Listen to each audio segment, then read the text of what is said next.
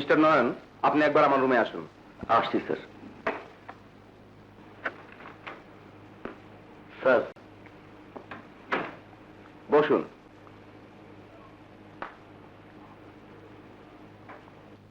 আপনার কি হয়েছে মিস্টার নয়ন? Any problem? না স্যার, না, মানে আপনার হাতে এত বড় ভুল আমি ভাবতেই পারি না। ভুল?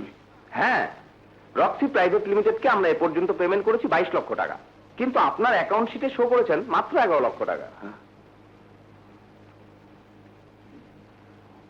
I am sorry sir.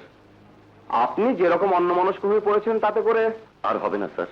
If there any problem আপনি কয়েকদিনের জন্য ছুটি নিতে পারেন। না স্যার, না, ছুটি লাগবে না। ভাইজান একদম সময় পেতেছে না, যেই বড় অফিস আর কত কাম। কি কও? তাই বলে ছোট ভাই দিয়ে তাইবো না না? না, আইবো না দেখো নাই, বিয়াতে তো আইবোই। তো আগে আইতে না পারলেও বিয়ার দিন বিয়া বাড়িতে ঠিকই এসে হাজির হবো, তাই কইছে। এইটা একটা কথা হইলো? আপনারে কোনো চিন্তা করতে মানা করছে, সব যেন ঠিকঠাক মতো হয় আমারে তার ব্যবস্থা করতে কইছে। এই খরচাপাতির লেগা কিছু টাকাও পাঠিয়েছে। ধরেন, আমি এখন যাই, আমার এখন কত কাম।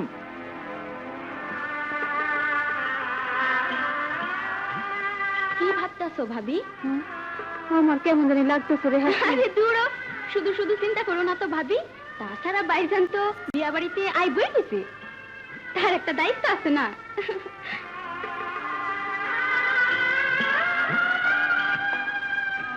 এত তাড়াহুড়া করে বিয়ে ঠিক করলাম, কামটা কি ঠিক হলো?